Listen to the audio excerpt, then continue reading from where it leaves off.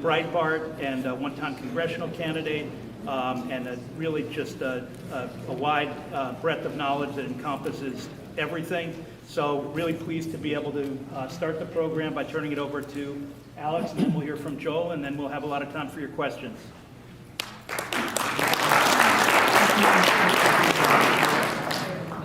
Good afternoon. I'm going to try to project. Can you guys hear me for now? Okay, good. Thank you. Okay. If I wind up going down in volume, just give me one of these. Anyway, my name is Alex Traiman. I'm the CEO and the Jerusalem Bureau Chief of the Jewish News Syndicate. JNS.org. Just in case I forget, I'm just going to mention it right now that we are a reader-supported 501c3 news agency. Enough said. I'm not going to go into it more. Since this war started, since the minute we heard about the attack on October 7th, I was awoken to air raid sirens, had to take my wife and my kids, in their pajamas, barefoot, into bomb shelters.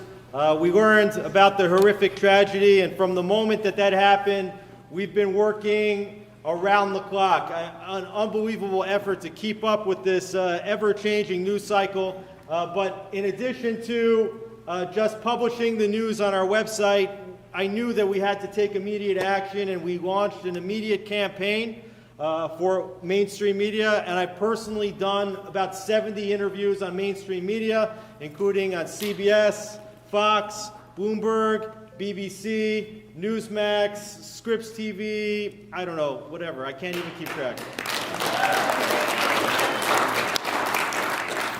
And you all understand that, and by the way, just before I go a little bit further, the format of this is that we're going to speak for just a couple minutes, and then we're really going to open the floor to questions. I've taken hundreds and hundreds of questions from reporters, some of them very smart questions, some of them unbelievably stupid and biased questions.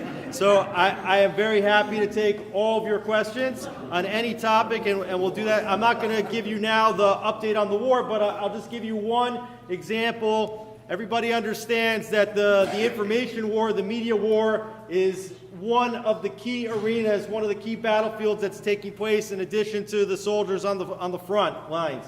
So it was about 1 in the morning on October 17th, 10 days after fighting, we all of a sudden got word that the IDF had hit a hospital, a Baptist hospital in Gaza, and 500 people were killed. We all had our heads in our hands saying, oh my gosh, I can't believe that they did that. I can't believe it. They probably didn't do that. But all of a sudden, you saw BBC, CNN, Reuters, New York Times. Al Jazeera. Of course, Al Jazeera.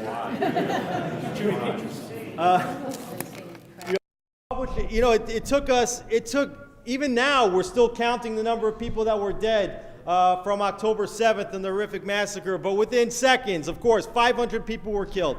And we started to get, within a few moments, rumblings that maybe the IDF wasn't behind the strike. In real time now, we're talking 1 in the morning. I'm on the phone with the IDF spokesperson. I'm on the phone with the Prime Minister's advisor, telling them, you need to get a statement out as soon as possible because this thing is going gangbusters in the international media and Israel's getting destroyed. They said They said, you don't understand. Before we can release a statement, we have to check every single point where we possibly could have fired a shot from to make sure that none of them fired the shot that went towards that hospital. Then they had to check their surveillance footage where they were able to see that their rockets were incoming, and they saw that the Palestinian Islamic Jihad rocket that was supposed to go to Haifa took a left turn and went like this. And they had the surveillance footage from audio where you have Hamas operatives basically saying, really? We did it? Yeah, it looks like it was our shrapnel. It's not their shrapnel. It looks like we did it. Can you believe it? Anyways, JNS I had the statements from the IDF and the Prime Minister's office before they tweeted them out. And JNS was the first news organization to report that, in fact, it was a Palestinian Islamic Jihad rocket. And not only was it a Palestinian Islamic Jihad rocket, not the IDF, but that rocket didn't even hit the hospital. It hit the parking lot outside the hospital. And all footage shows that the hospital building is completely intact with the little shrapnel marks on the facade. And not only that, it happened after 12 o'clock at night. and how many people could have possibly been in the parking lot of the hospital at 12 o'clock at night. So it certainly wasn't 500 people killed, and according to some estimates, it's probably less than 20. So every single part of that narrative was false, but you see how the narrative warfare takes place. It's all part of a psychological war that's being waged, which includes the taking of hostages. It includes the media. It includes the question of civilian casualties. It would include also if Israeli soldiers would, God forbid, get killed fighting inside Gaza. All this is part of the psychological war that Hamas is waging on Israel. And all those mainstream media outlets that are publishing the false news that's coming out of Gaza are essentially Hamas's Ministry of Information. I'm very privileged to be joined on this panel by my good friend and colleague and partner in telling the story of the Jewish people, Joel Pollak. I think you're the senior editor at large at Breitbart. And Joel will tell you more, but he went right down to the south and he saw things that people shouldn't see, and he'll tell you a little bit about it, and then we'll take questions.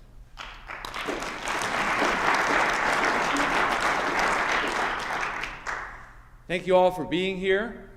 This is, I believe, my 14th time at RJC, sometimes as a member, sometimes as a journalist, and today has been very intense already.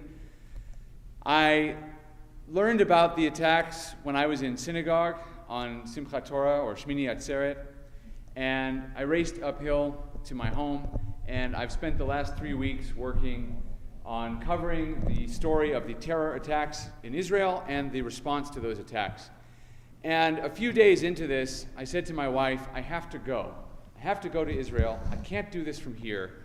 I can't sit at a distance while this is going on and really understand what the Israeli people are going through. I also can't get dragged into fights over social media with people who don't know any better than I do about what's going on. I have to go there. Where were you? So I went to, I live in Los Angeles, and I went to Israel, and I was based in Jerusalem, mostly for logistical reasons. Jerusalem, thus far, except for what Alex mentioned, the first few days, Jerusalem has been relatively isolated from the rocket attacks. So it was a better place to be, even though most of what I wanted to see was elsewhere.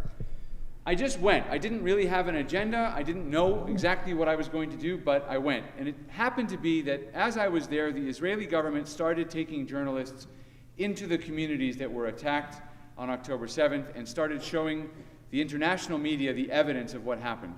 So I went down to Kibbutz Be'eri, which is one of the hardest hit communities, and that community had 108 people murdered out of 1,100 residents in the community.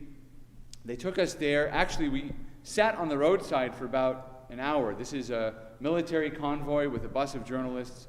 We sat on the roadside because right before we were supposed to go in, they found one of the Hamas terrorists who had infiltrated and who had stayed inside the country. They thought there were about 12 of them who were still in the country, and they had trained to live without food for quite a long period of time. Eventually he gave himself up, but there had been a firefight at the kibbutz about an hour before we were supposed to go there.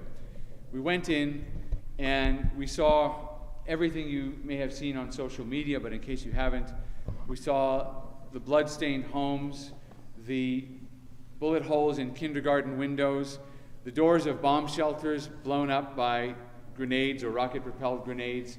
We saw children's toys strewn about, crushed underneath tank tracks that came in when the IDF finally arrived. We spoke to volunteer security members of the kibbutz who fought for 12 hours against the terrorists and ran out of bullets until one or two reservists started trickling in, making it through the perimeter and giving them more ammunition. And we saw a scene of devastation. We saw a scene of a pogrom, a scene that could have been right out of the Holocaust, of this closely knit community that had been absolutely devastated. And the international journalists walked around and people stepped over the wreckage. One of my colleagues went into a home and opened the refrigerator. The food was still good in the refrigerator. These are people who had stocked their fridge for the holiday weekend and they were planning a holiday meal. Probably for me, the most heartbreaking thing, obviously there's so much to feel depressed about in that it's setting. But what was heartbreaking there and in other places was to see the Sukkot still up, because of course it was the last day of the Sukkot holiday, and many people, whether religious or secular, had these Sukkot up in their backyards, and of course they never got to finish celebrating their holiday, and the decorations were on the ground, and some of the Sukkot were wrecked by the violence and so forth. Obviously a sukkah is a temporary shelter, not the life of a human being, but to me it was a connection to what was going on in the kibbutz at that time.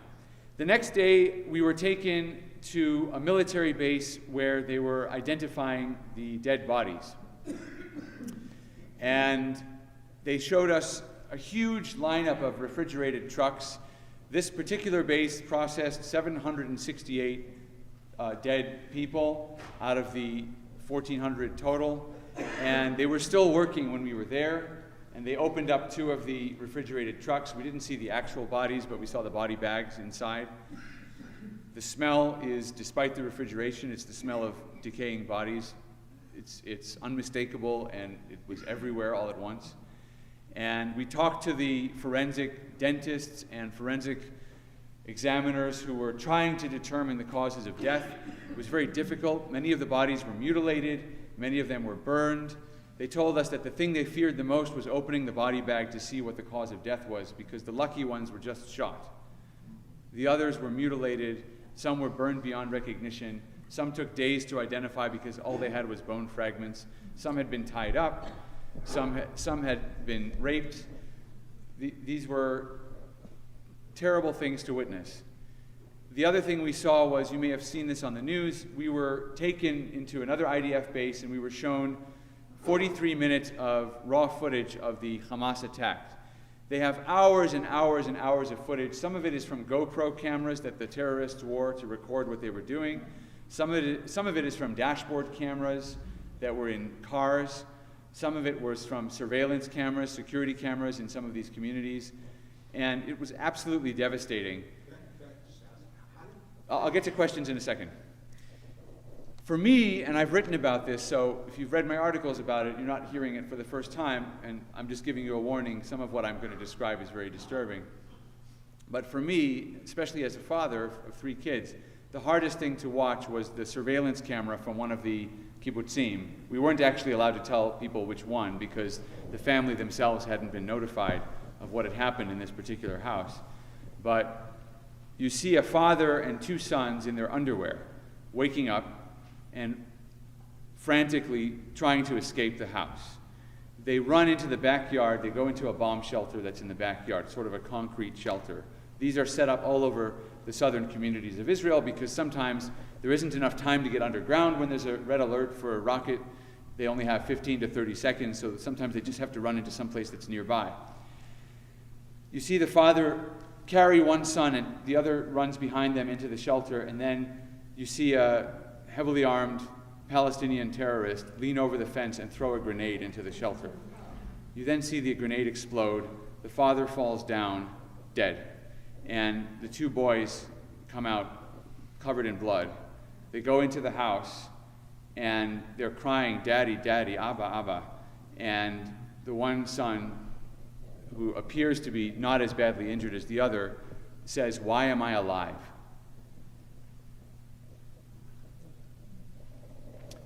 You know, you'll never forget, I mean, I hope you never see it. I will never forget it. But to see those boys suffering, and it actually was worse than that. I'm leaving out a couple of the details, but the Hamas terrorist walks into the kitchen where these boys are suffering, and he says to them, do you want mayim, do you want water? Not do you want first aid for your terrible wounds? One of the boys has very bad wounds. Do you want first aid? Do you want water? And the Israeli boy, one of them, answers in English, "I want my mommy." Mommy sounds like mayim, sounds like the Hebrew word for water. It's absolutely devastating to see this. When I was in the room watching the footage, I heard journalists behind me. These are international journalists, many of them are war correspondents. I heard them saying quietly, some of them, "Make it stop. Stop the film." That's how disturbing it was. They didn't stop the film. I looked at my watch when that scene was with the boys. It was 17 minutes into a 43-minute film. I said if I had a choice in the matter, I would stop now, but I know I have to finish. That's what we saw in Israel. that was the worst of humanity. But I also want to tell you that I saw the best of humanity, the very, very best. The first interview I did in Israel was of a classmate of mine from Skokie, Illinois, who made Aliyah when he was 18, and he joined the IDF, and he was working in San Diego as a cantor when he got called up to join the reserves. He had come home to Jerusalem. He's in one of the elite special forces units, and he told me that he was prepared to die to make sure that nothing like this ever happened to any Israeli child ever again. I saw volunteers going into the towns most affected by rockets, taking food, sometimes 900 meals a day, to make sure that Holocaust survivors and disabled people who couldn't be evacuated easily, that they could have warm meals because they couldn't prepare food for themselves. Many of them moved too slowly to get to bomb shelters, so they just stay in the bomb shelter. So these people were taking food into the line of fire. These people were providing for orphans who lost their parents. I went to a center that was set up by Israelis, not by the government, just civil society. I went to a center that they set up for the families of hostages and missing people to help them try to locate their relatives, but also to give them support, psychological support, to give them meals if they needed it. And I was amazed by the bravery. Of course, we talk about the bravery of the soldiers, but I was also amazed by the bravery of the civilians. There was a woman there I met who had gone to the center day after day because her daughter, who had been at the music festival, was missing. And the thing she dreaded most was that her daughter would be taken captive into Gaza. And she learned her daughter had been killed. They identified the daughter's body. So she went home and she sat Shiva for a week. She mourned for a week. And then she came back to the center. She came back because she wanted to help the other people. Through all of her pain, she still felt she had something to give everybody else. That's the resilience, and that's the heroism of the ordinary person in Israel. And the mood in Israel, despite the terrible pain of this loss, is one of incredible unity and incredible resolve. There is no force on earth that is going to keep the Israeli Defense Forces out of Gaza. Those mothers and fathers are going into Gaza to make sure this never happens again. And they're patient. It doesn't have to happen today. It doesn't have to happen tomorrow, although it's starting already. They are prepared to wait for however long it takes to go in there and to get rid of Hamas. We talk about it as if it's a subject for debate between the Biden administration and the Netanyahu government. It's not up for debate. It's absolutely happening. And Alex says it's time for questions, so let's take a few of those. Yeah. On any topic, but I would just say that questions, the way questions work is that they take less than 30 seconds to ask, and they end with a question mark. Okay. Sure. Okay. Joel, thank you very much for that. One question I have is the media going to hopefully get together and push the Israeli government to build a museum and to collect all this information presented like we do at Yad Vashem or the Holocaust Museum in Washington? I think this event should be memorialized in Gaza and along with perhaps some other memorials. Did everybody hear the question? Yeah. The answer is they're already doing it, and the IDF told us that they are working now to commemorate this event, and it is being considered by Yad Vashem, the Holocaust Memorial in Israel, as among the family of tragic Holocaust-related events. So they are doing it. They have many terabytes of footage from the videos. They will be talking to survivors and things like that, but they are already doing it. Even while they're fighting the war, they're already commemorating the terror attack in that way. What's the right way to take this? You just choose anyone. Yeah, you mentioned that the Israelis are going into Gaza, regardless of what anybody says, including the Americans. But is that reality in terms of the weapons that the U.S. needs to provide? I mean, if the Biden administration gets, cowardly on this and says you got to stop or else, are you telling me that the Israeli government is still going to go without the support of the U.S. into Gaza? Did everybody hear the question? The question was, do I really think that the Israeli military will go into Gaza even if the United States were not going to support Israel? I think so. I think they would go in anyway. The weapons, Israel has enough weapons to fight the war as it needs to do based on the supply of weapons. The way Israel would prefer to fight the war is in a very humanitarian way, distinguishing clearly between civilians and combatants, and using the Iron Dome missile system to knock out Palestinian rockets. Those weapons all need to be replenished. The Iron Dome batteries are in danger of being exhausted. In fact, there were soldiers killed on October 7th because they were going to retrieve more Iron Dome rockets. They ran out of Iron Dome rockets at some of the batteries because there were simply so many Hamas rockets. But Israel has the weaponry currently to fight a very different kind of war, which would not be careful and humanitarian and involve a long struggle. Israel can fight a much shorter struggle if it needs to. But there is no Israeli government that could survive if the Israeli military didn't go into Gaza and do this. The entire spectrum of Israeli public opinion, short of maybe, let's say, 5%, that's always on the radical fringe, the entire spectrum is united behind going into Gaza. And I think to its credit, the Biden administration understands that, and I don't think they're going to let Israel fall short. Thank you. I have a question about the hostages. Can people stand up? Get them back. Should we, the United States, condition aid to Gaza on release of the hostages? Is there any deal that could be made by the U.S. or any other country? Sure. You know, I think that, she's asking about the hostages and should humanitarian aid be conditioned on the release of hostages. Yeah, you know, you haven't seen, I think, in the history of war, any party that is fighting the war that's being asked to provide humanitarian aid for the other side. You know, I think you're seeing that the families of the hostages in Israel are rightly saying, why are we providing humanitarian aid if the hostages are still being held?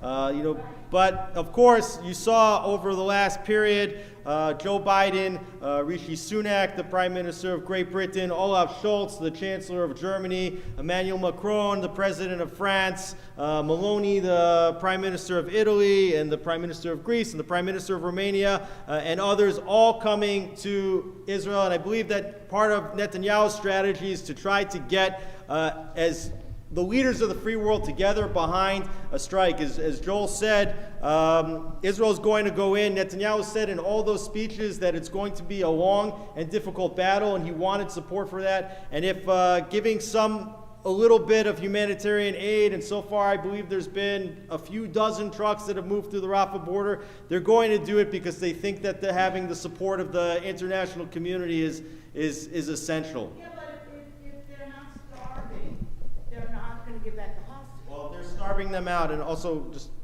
one question and not follow-up questions, but right now you're seeing that the situation in Gaza is growing more severe. Food is running out.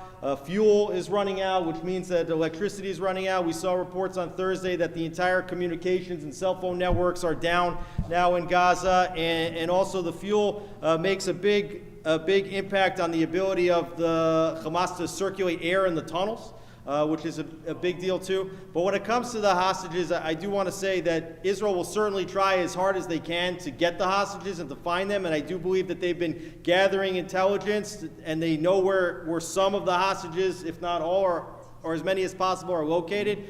But it's going to have to potentially be a secondary goal of retrieving all the hostages. They know the risks that are involved, and the most important objective right now is to make sure that Hamas can never take a hostage again. In the backs? Will this conflict end the Saudi steps towards possibly joining the Abraham Accords? Yeah, I mean, I think that's a great question. And you asked about if people should stand up when they ask the questions. But the question is, what impact will this conflict have on normalization with Saudi Arabia? I think that, as you know, Saudi Arabia was negotiating with Israel toward normalization, a continuation of the Abraham Accords. And this is actually one of the reasons why Hamas decided to launch this war backed by Iran, is to stop the normalization between Israel and Saudi Arabia. If Israel and Saudi Arabia, which is the host, the custodian of Islam's two holy sites, Mecca and Medina, make normalization and peace with Israel, that could essentially be considered the end of the greater Arab-Israeli conflict, which Iran certainly doesn't want. And I think that Saudi Arabia is watching very, very closely right now. Why did Saudi want to normalize with Israel? Because they have a common enemy, and that's Iran. And they've, one of the reasons anyways. And Saudi Arabia believes that Israel is the only power in the region that can buttress Iran, or that would potentially attack Iran if they started to become more and more belligerent. And I think they're looking very closely at what happens.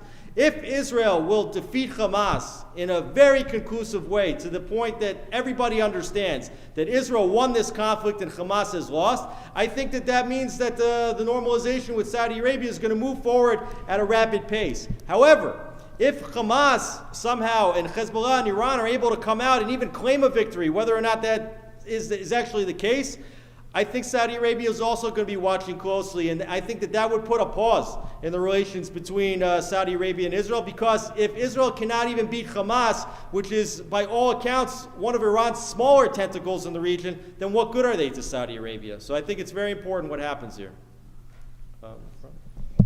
I don't hear anything about the plans about the tunnels. Has the IDF, well, I guess not announced, but does it seem feasible that part of their plans are to destroy the tunnels? I know it's a huge, multiple network. The question was about the tunnels in Gaza. I don't know that they have a plan specifically regarding the tunnels. Obviously, they regard that as the greatest threat, because the network of tunnels is very well known to Hamas and not very well known to Israeli soldiers. But in his latest address to the Israeli nation, Prime Minister Netanyahu emphasized that they will fight Hamas underground as well as above ground. So they're definitely preparing to go into the tunnel network, and I think they realize that may be the only way to eliminate Hamas. They're also trying to bomb some of the tunnels from the air by using underground detonating explosives, but they also know that some of the hostages are in the tunnels. They're going to have to fight some of the war inside the tunnels. It's an incredible risk to Israeli soldiers, and I think everybody understands it, and everybody is prepared to face it. You're being asked to provide supplies to the IDF from so many places here. Millions of I know my personal money, not millions of mine personally, but a lot of money is going to supplies. How do we know which organizations to send to, how things are getting there, what's needed, and who to put our financial trust in to get supplies to the IDF? I hear lots of stories. Did everyone hear the question about supplies to the IDF? How do we know which supplies are needed if we're part of buying supplies? How do we know which organizations to trust? And the truth is, I don't know in terms of hardware like bulletproof vests. I've heard different stories. I've heard that they've had so many come in that they're not enough, or you need special export licenses, or they have to comply with certain criteria. What I've been telling people is the best place to donate, if you don't have a specific set of people to go through for a specific request, is Zaka, which is the first responders organization, which you can find, I think it's at zakaworld.org in the US. It's a nonprofit. I think it's also a 501c3. They are the first responders who were the first on the scene when the Army secured the southern communities. Their primary purpose is to collect the remains of people who are killed, but they have evolved since then into paramedic service, search and rescue. They get sent to other countries to help with their natural disasters and so forth. So if you donate to Zaka, you know that even if you're not helping the immediate crisis now, those funds will be used in the future for a good purpose, certainly. And there may be, unfortunately, there may be more need as the war goes on and as people start being exposed to more risk. Yeah. If God forbid Hezbollah gets involved forcefully, what type of force do you think? Hezbollah gets involved. Hezbollah is involved a lot. If Hezbollah gets involved, what type of force do you think the United States actually would use in support of Israel? Yeah, it's a very important question, and the border with Hezbollah, the northern border, has been very, very active over the last week plus.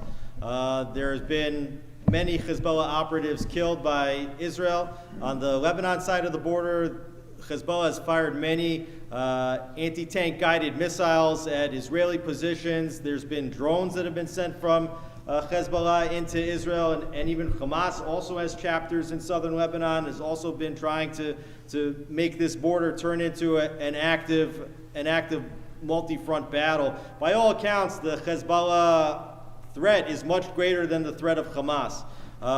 As you know, if Hamas has fired already probably about 8,000 rockets into Israel, most of those are crude Qassam rockets that can travel 45, 50 kilometers, deliver a payload that could kill many, but a relatively much lighter payload than the Hezbollah missiles. Hezbollah has 150,000 plus missiles, many of them long range, many of them precision guided, and could deliver much more serious payloads. And if that border opens up, there's no doubt that that border has to be addressed first and foremost by Israel, even more than the Hamas border, which for the most part at this point is contained.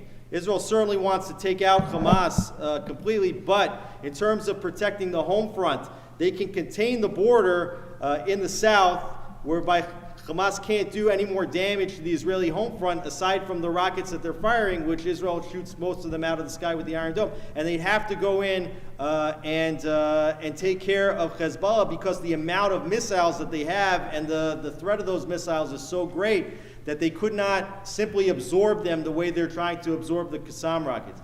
I think that a big part of the U.S. presence in the Eastern Mediterranean with these two U.S. carrier groups is that in addition to the planes that those carriers have, is also very sophisticated missile defense.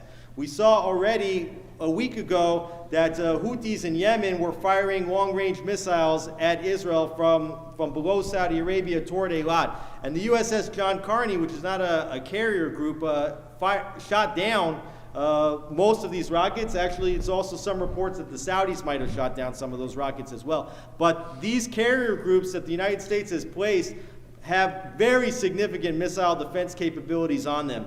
And so that actually assists Israel tremendously if all of a sudden Hezbollah starts to fire, because the big threat is that if Hezbollah fires in rapid fire, that there's no amount of Iron Dome, David Sling, Arrow, or these other long-range sophisticated missile defense systems, they could be overrun by these rockets. So having this extra defense capabilities there is important. Gerald. For a number of years, our political friends could not talk enough about the nuclear threat of Iran. Now that Iran's cutouts, Hezbollah and Hamas, are attacking, threshold nuclear Iran is nowhere to be heard about. What we do hear from them, from the politicians, is that, quote, we don't want a wider war. In other words, don't ask us about the nuclear threat from Iran. How do we get this ultimate existential binary threat back on the agenda? Because either they become nuclear or they don't. The Democrats think they can bribe Iran and put it off, and the Republicans think they can sanction Iran and put it off. They're both wrong. It's binary. And how do we get it back on the agenda? I think that's a very good question. And you reminded me of something that a friend of mine in Israel told me that I should tell you, which is that the lesson of what happened on October 7th is that when your enemy tells you what they're going to do, believe it. And in Israel, they're not focusing on the past right now. They're not focusing on the mistakes yet. They have the war to win. But it's now well known that observation posts near Gaza were reporting for weeks that there was activity near the border fence, that there were Hamas people showing up with maps at the fence, that people were seeing all kinds of activity. There were paragliders who were training, and all of this was in plain view, but it was not interpreted to be a threat. The lesson on Iran is the same. Iran is threatening to wipe Israel out, and that has to be taken very seriously. Now, whether that means launching a preemptive strike, I don't know. I think both the United States and Israel would prefer to see internal political change in Iran. There's some chance that might have happened in 2009 if Obama hadn't rescued the regime. Maybe it might have happened after 2020 if President Trump had remained in office with the maximum pressure policy. We don't know. But I do know this. The Iranians understand that the presence of the two carriers in the eastern Mediterranean means that there really could be a coordinated strike by Israel and the United States if the war escalates. And I would say this, we hear about the carriers. What we don't hear about are the submarines. The submarines are there. We don't know how many, but these submarines have the capability to strike Iran as well. And Iran knows it. They don't know where the submarines are, but that's what people don't talk about, but that's definitely happening. So I think it's very unlikely Iran escalates. I think that they are, at least for now, going to be held in check because they understand that it really is an existential threat to their own power. They're going to suffer the loss of Hamas, but they will hope, I think, to wait the crisis out and then return and continue arming other proxies. Whether it goes in that direction is really up to them. I don't think that the United States, just to answer an earlier question, I don't think the U.S. is going to directly engage fighting with Hezbollah. I think they're going to, in the event of a war with Hezbollah, I think they're going to be there to hold Iran in check. What I learned when I was in Israel is that the common opinion, at least among people who understand how these things work, is that if Hezbollah joins the fight in a very serious way, not just firing the odd anti-tank missile now and again, but actually getting involved in serious rocket fire, Israel is not going to be restrained the way it is in Gaza. In Gaza, the international community considers that Israel has some kind of responsibility to the Palestinian civilians because they don't think that Hamas has any responsibility, which is perverse, but that's the way it goes. Lebanon has a government. Hezbollah is part of the government. If Hezbollah attacks Israel from Lebanon, Israel is not going to hold back. It will hold the Lebanese government accountable for that, and it will attack with a far greater ferocity and firepower and with far fewer restraints in southern Lebanon, both because, as Alex said, the threat is much bigger, but also because there's a government, there's an address to which you can send the complaint. And, we never ask Hamas to surrender. Somehow in the media, it's always like Israel should cease fire. No one ever says Hamas should surrender. Well, in Lebanon, the Lebanese government, which is run by Hezbollah, has a choice. And if they make the wrong choice, then Israel is going to go in 100%. It's not going to be little pinprick strikes. It's going to be very, very massive. So, coming back to your experience with the international media, does your experience with the journalists and their exposure to the horrors of the massacre, do you have any hope for, if not necessarily an individual media outlet, but individual journalists changing their coverage of Israel to actually apply actual journalistic standards? Did everybody hear the question? Yeah. The question was, do I have any hope that journalists in the international media will change the way they cover these events? To actual journalism. To become actual journalism. The answer is no. Well, the journalists who were with me were very deeply moved by what they saw. But journalists, and I'm not talking yet about pro-Israel bias or pro-Palestinian bias or whatever, but journalists by their nature want to cover things that are happening now. So if you go to Sderot, which I went to as well as some of the other communities, and you look around Sderot, Sderot is a ghost town. It's been emptied out, it's been evacuated. There are some people still in their apartments and they're getting relief efforts from elsewhere in Israel, but I went to the Sderot police station, which has been demolished because Hamas terrorists holed up in there, and they had a 20-hour gunfight with the IDF, and the IDF destroyed the police station. But you can walk around the street and there still are bullet casings, both from the Israeli weapons and the Hamas weapons, all over the street, all over the sidewalk. But that's not where the journalists are. They're not reporting on what happened. There's a hill outside Sderot, like right on the edge of town, and you've probably seen, if you've watched any media coverage the last 48 hours, you've seen journalists with their cameras showing you Gaza from that hill. And that's the hill that everybody knows, and you go there, and I actually took video there. It would be funny if it weren't so sad, but the journalists are there, and there's a row of cameras, and you see the airstrikes in the distance, and you see the smoke rising up from Gaza every now and then, and it's a very bizarre experience. And what's even more bizarre is that the reporters in front of the cameras are in helmets and flak jackets, fully equipped as if they're in a war zone, but the people behind the cameras have baseball hats and t-shirts. Because they're really at a far distance from the fighting. I mean, yes, there's some theoretical risk, but what you're seeing on television, what journalists are trying to portray, is where the action is. They go where things are happening. So the person on television in a helmet and flak jacket conveys, I'm in the heart of the action. When the reality is that, you know, I took a selfie with myself in my, you know, my own baseball hat and t-shirt, kind of like, you know, what's going on here? Journalists go where the action is. It's not just international journalists. If you watch the White House briefings, which are always informative, by the way, they're very good.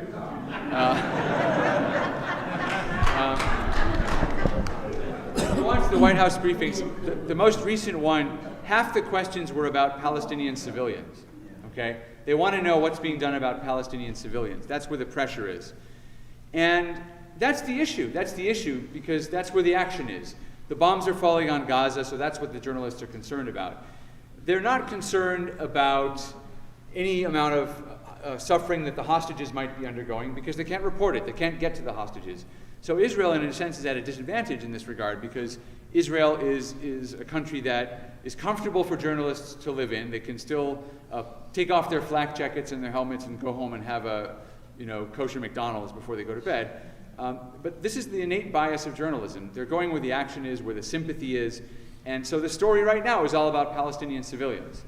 And by the way, that's the reason a lot of these kids on campus are out marching for the Palestinian cause. Many of them don't, you know, they can't find any of these places on a map, but they hear that the Palestinian civilians are the weakest and most vulnerable people in this whole situation. And that's how they've decided what right is and what wrong is. They've forgotten already what happened 3 weeks ago. They forgot who started this. They forgot how they started it. And that's where your question about Yad Vashem becomes very important. The Israeli military is trying very hard to commemorate this so that people don't forget. If you watch Jonathan Conricus, who's the Israeli military spokesman on Twitter, he's very, very good. He starts many of his briefings by saying, let's just remember how this started. He has to take the journalists back to the beginning because otherwise they'll just focus on what's happening today. Joe, I mean, I think it was also very predictable from the moment that this happened that the international community was going to be with Israel because on October 7th, Israel was the victim. But the day after, now Israel's the aggressor. And, you know, and that we already were able to see within 48 hours how this was going to turn, and it was a very predictable turn that it's taken, and it's going to continue to be that way, you know, regardless of what gets commemorated. Like you said, that's yesterday's news, and people expect, you know, this is just part of a greater conflict, and this was just the latest attack, and now there needs to be proportionality. But what they don't understand is that for Israel, the red line has been crossed. And there's not going to be any concept anymore of proportionality, that Israel is actually intent this time on removing Hamas from power. And that's a different ball game. But the media is still caught up in the same terms of engagement as was in previous flare-ups. Let's get back to questions. I just want to say one thing about that term proportionality. It has a precise definition in international law, and it's not how many people are killed on each side.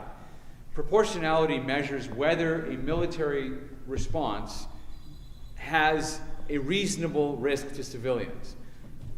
If your goal is to stop Hamas from firing rockets, then a smaller number of civilian casualties is acceptable because that's a narrower goal. But if your goal is to remove Hamas from power, and if that goal is legitimate, and in this case it is, then a larger number of civilian casualties becomes acceptable. That's proportionality.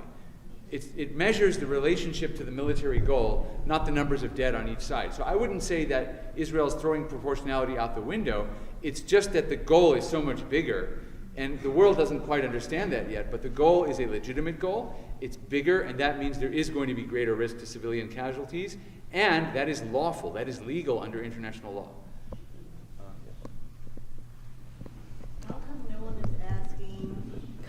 give up the heads of Hamas? I've seen no call for that. Now the question is, how come nobody's asked Qatar to give up the heads of Hamas that are living in Qatar? I think the only reason that hasn't happened yet is that they're the only go-betweens when it comes to hostages and Hamas. The only reason. Now, Netanyahu said in the beginning that he wants to see countries apply sanctions to Qatar. The United States has military bases in Qatar. We have a major air base there. We have Central Command of the Middle East located there. It's really bizarre that we have our major military base literally within a stone's throw from the five-star hotels where these Hamas guys are planning the deaths of Israelis and the deaths of their fellow Palestinians. But it's unfortunate that Doug Burgum doesn't quite have the charisma of other candidates, because he was the one person today who said, we need to think about designating Qatar as a state sponsor of terrorism, and we need to say now that the Hamas leaders in Doha are legitimate military targets. And I do think that is actually necessary, because I think that it's not tolerable to allow this bizarre situation where they sit in their hot tubs in Doha and plan the murder of innocent civilians.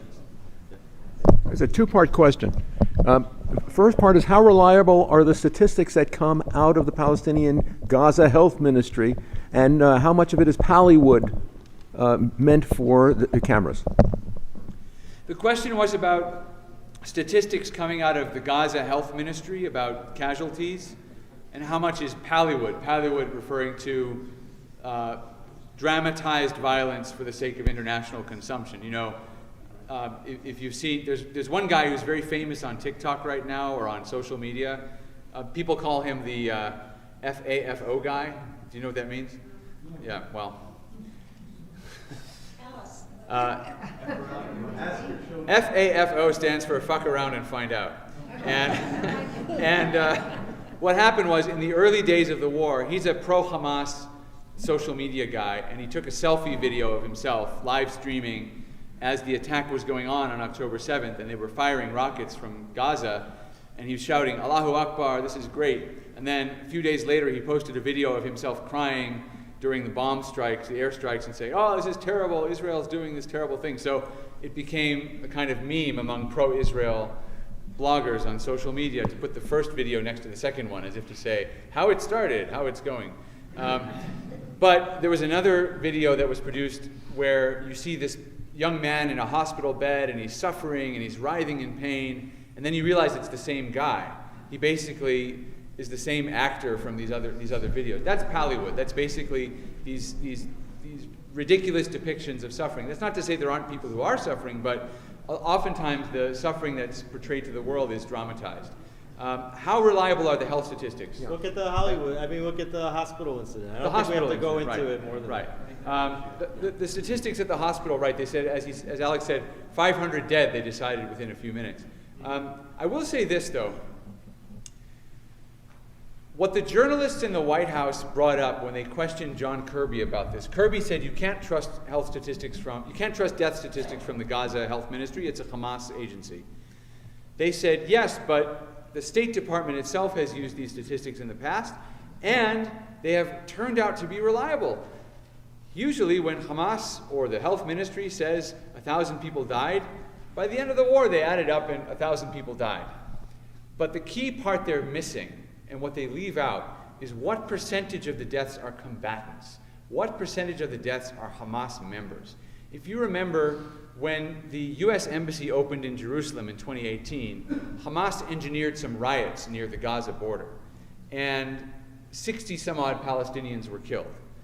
And Alexandria Ocasio-Cortez, who was then running for Congress, she wasn't elected yet, was making statements on social media about how Israel had killed these 62 protesters at the Gaza fence. Well, when you look at what Hamas was doing, announcing the names of all the martyrs that were killed at the fence, some 80% of them were Hamas members, confirmed Hamas members. So that's not civilians in a protest, because there were civilians protesting in Gaza City and nothing happened to them. The people rushing the fence were Hamas terrorists. They were members of the Hamas terror organization. So when you get the death statistics, you have to look at what the percentage is of combatants. Combatants are legitimate targets in war. if you have 1,000 people who are dead and 800 of them are combatants, that's not exactly, I mean, the 200 civilians are a tragedy, but that's a tragedy that goes to Hamas's bill, not to Israel's. If it's 1,000 and one of them is a combatant and 999 are civilians, then you have a different discussion. I know for a fact that Israel has a very strong movie industry. Is it possible to have a documentary made and shown on PBS or BBC, all those networks, so people really know, they can see what actually happened? I mean, just very quickly, I think that's absolutely going to happen. I'm sure there'll be many documentaries made. I know of private initiatives in addition to whatever the IDF is doing, but now's not the time for that. I mean, Israel's fighting a war, so it'll be, I think it's going to happen. It takes time, it will happen afterwards. This is to bring truth, because people are hearing all these horrible things, like the Israelis bombed the hospital, and people still believe that. Yeah, I think it's coming out, and they've brought all the reporters to see, as Joel said, and it's going to continue to come out. It will continue to propagate.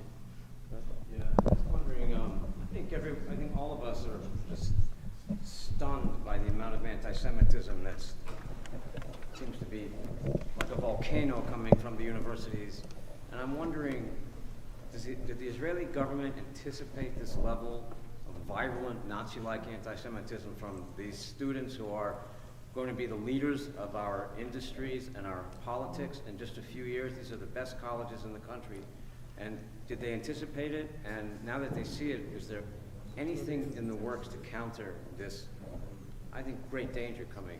I mean, I think in Israel they've seen it, but it shouldn't be Israel's responsibility to deal with what's going on in the United States. Look, in the 90s, when the internet was just started, I was looking at YouTube and I'd see a video, I'd scroll down the video, and I'd look at the comments. In the 90s, the comments underneath the video were anti-Semitic. Same thing when Yahoo News was just out. You scroll down to the bottom of the article, already a big percentage of the comments were anti-Semitic.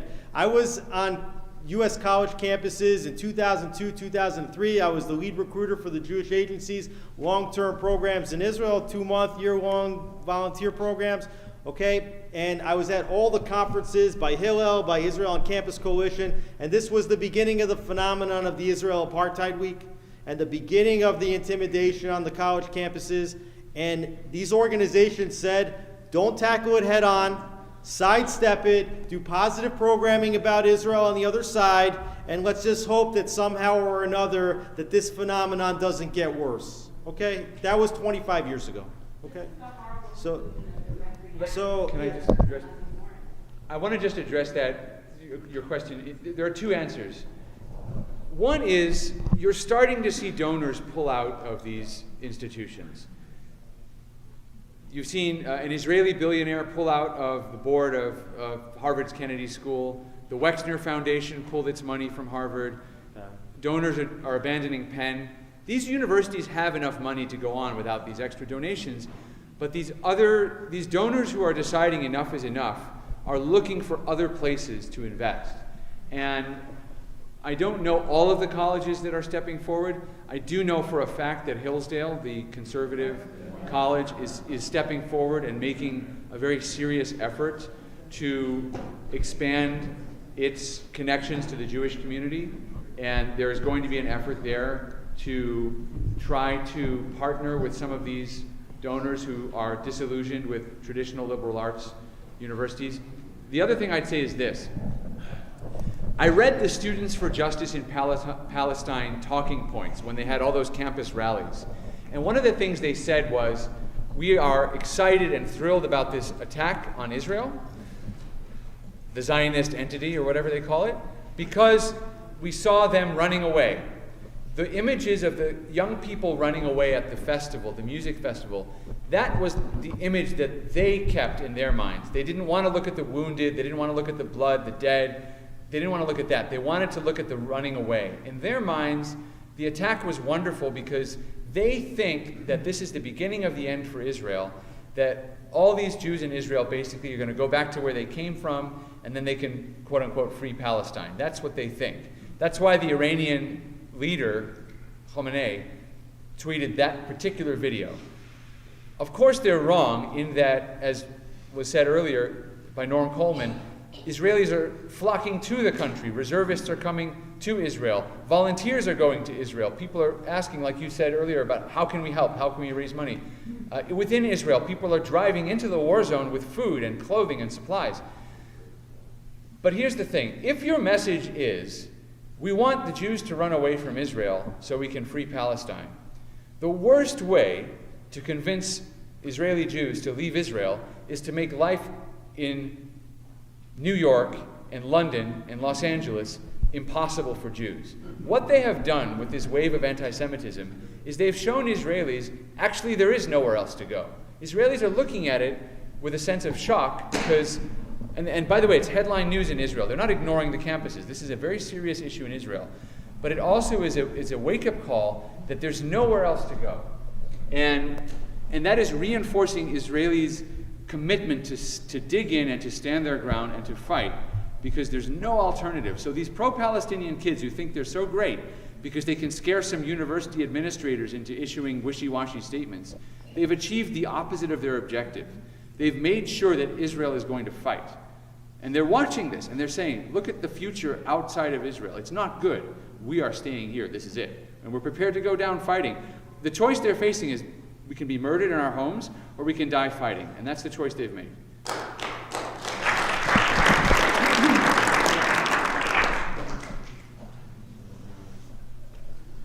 Two questions. Number one, on the West Bank, I understand that there's a lot of Hamas folks. What is the IDF doing to clean them out of the West Bank? And number two, in terms of the Israeli economy, how is life going on for the other 7 or 8 or 8 million Israelis who aren't in the IDF and engaged in the military operation? Is the economy functioning?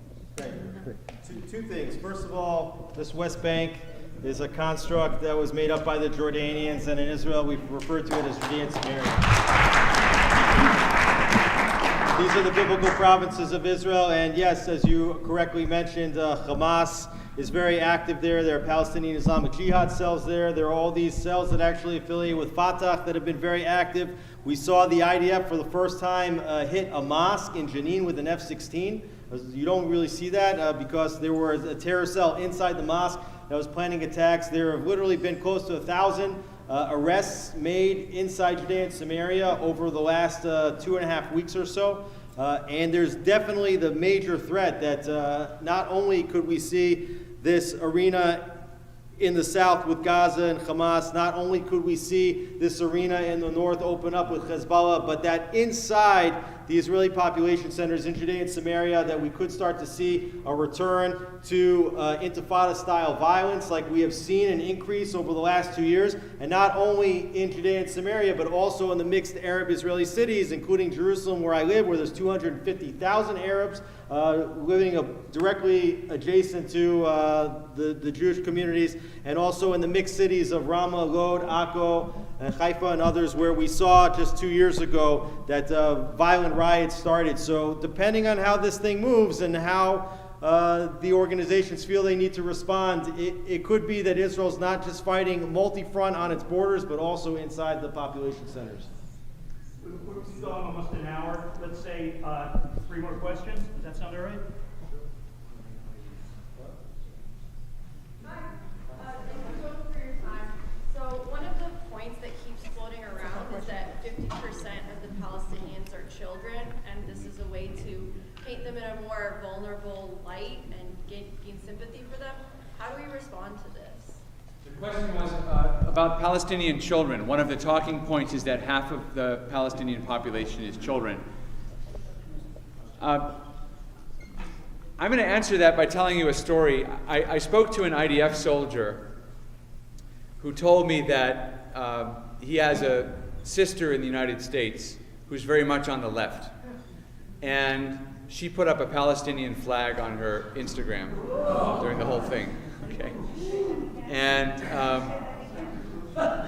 a soldier in the IDF told me he had a sister who put a Palestinian flag up on her social media when the war began. She's far left radical, and he said, she's really hurt my feelings, and I want her to know that she's hurt my feelings. And I said, well, a person who does that is probably not too concerned about your feelings, first of all.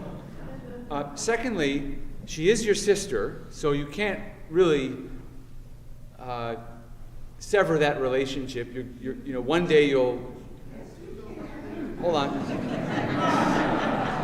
You can't. We have... I'll tell another story about that later if I have time. But I said, what you need to say, and this goes to your point about the children, is if you're really concerned about Palestinian children, I want you to know, I've heard what you've said. Your Palestinian flag, I don't agree with, but you've really made me think about something, which is the importance of the Palestinian children. And I promise you that when I go into Gaza, I'm going to take better care of those Palestinian kids by getting rid of Hamas than the Palestinians do themselves. If I can, I think it's just really important also when people say that, look at the education. Look what Hamas is teaching these kids to do. Look in the schools, okay, the UNRWA textbooks. The people that are 30 years old in Gaza right now, they grew up in math textbooks where the word problem was, if you have 5 Jews and you kill 3, how many are left? And that's math, okay? We've seen videos of nursery school and kindergarten graduation ceremonies where you have kids in Gaza dressed up as terrorists and are shooting Jews. This is what they're taught. So these children are being held hostage by Hamas, and they're being taught they're being indoctrinated with hatred. And so to Joel's point, I think that if we can rescue them from Hamas, we'll be doing a tremendous service to the Palestinian children.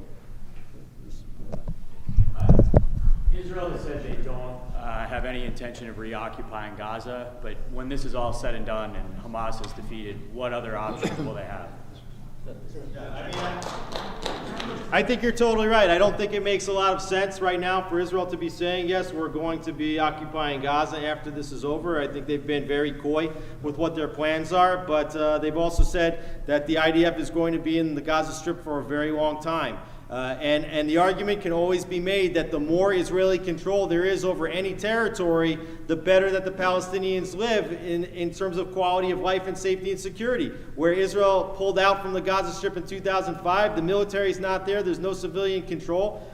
You see, Hamas takes over. It looks like Syria, it looks like Lebanon, it's a terror haven. You go to Judea and Samaria, where even in areas A where the IDF is not supposed to go in, they go in on a regular basis. They're constantly mowing the lawn. Whenever a terror entity rises up, they're there to try to contain it and to remove the threat. And certainly in the mixed Arab-Israeli cities, the Arabs live even a higher quality of life because they're able to be monitored and policed. And so the IDF is going to be there for a very, very long time. The question is going to be about municipal control. I think there's a lot of questions as to what happens in this conflict. How many Gazans are left? Will Gazans be able to flee out the Rafah crossing? Depending on all these different issues will depend on if Israel decides to take civilian and administrative control, whether they try to bring in the Palestinian Authority, which would be a disaster. That's what led to Hamas coming in, whether there are going to be efforts to try to get them back into Gaza, or whether some kind of third party or amalgam group of Arabs or international observers could be in there. We don't know. I think it's obviously in Israel's best interest to be present in Gaza and to take responsibility for the entire land, but we have to see what happens. Assuming that Hamas is defeated, and however you define very, very long time, let's just say they're defeated, how do you see the political landscape in Israel at that time? Where is Likud and the other parties? It's a very good question. I think it's too early to. The question is, let's say Hamas is defeated. What does that do to the political situation in Israel? So first of all, the bitter political situation in Israel over the last several years, including the judicial reform and all the protests, in many ways was one of the contributing factors to this conflict, because there's no doubt that Iran, Hamas, and others saw an inherent weakness in the Israeli society, and they thought, especially with reservists saying they're not going to come fight for the country, warning the IDF generals warning that this could affect the strength of the military. And so this sense of weakness that was projected by Israel, which was horrific and totally unwarranted, probably was a contributing factor to this attack. In terms of Benjamin Netanyahu and his continued rule, it's kind of hard to imagine right now that he's going to survive this. At the same time, the members of his coalition, do they want to go anywhere? No, they're not looking for an election. So the way the parliamentary system works, there's not going to be an election for another 3.5 years from now. And so there's a chance in some way that the government could survive just because the politicians don't want to go anywhere. But the only real way that I think that this government does get over it is with a comprehensive victory. Anything short of that, and I think you're going to have all kind of political chaos in the country afterwards. I just want to add one thing. I know it was our last question, but what I saw in Israel, and I want to leave you on an optimistic note, what I saw in Israel in terms of leadership, maybe future political leadership, is that there's a younger generation of Israelis, maybe not so young, but there's a new cohort that's emerging in this crisis. These are people who are organizing the volunteer efforts. There are restaurateurs, for example, who've turned their entire kitchens over to preparing meals for people who are stranded. They've even made some of these kitchens kosher if they weren't before, so they can get meals to people who only keep kosher. There are people who are organizing donation drives in former political offices. I walked into the political office of a municipal candidate. They've thrown politics out the window. They just have stacks of boxes for the orphans. Israeli society, despite the divisions, is very strong and very cohesive. Yes, it was weakened by all these divisions, but what you see is a society that is determined to grow. It's a society of people who, despite all of the differences, still love one another, still care deeply about another. There were several thousand ultra-Orthodox men who showed up at IDF recruitment centers who wanted to be drafted into the military when this conflict started. This is obviously it's a point of contention in Israel. Should ultra-Orthodox people be drafted? Well, there are thousands showing up to serve. There is a tide emerging in Israel of people who want to be involved, and they've also realized we don't have to wait for the government to do this. Historically, Israel's been quite a socialist country. Many would describe it as kind of still in some ways a very statist country. The government decides a lot of things.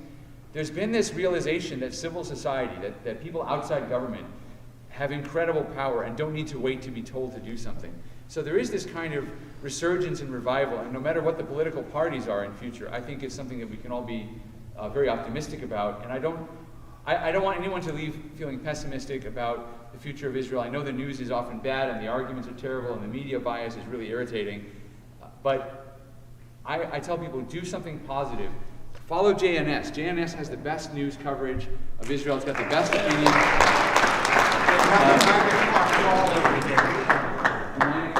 9 o'clock call in LA. Go to rallies. Even if go to rallies just to be with other people who need your support. Just get involved because you'll feel better and you will make a difference. I want to add one more thing. I'm sorry.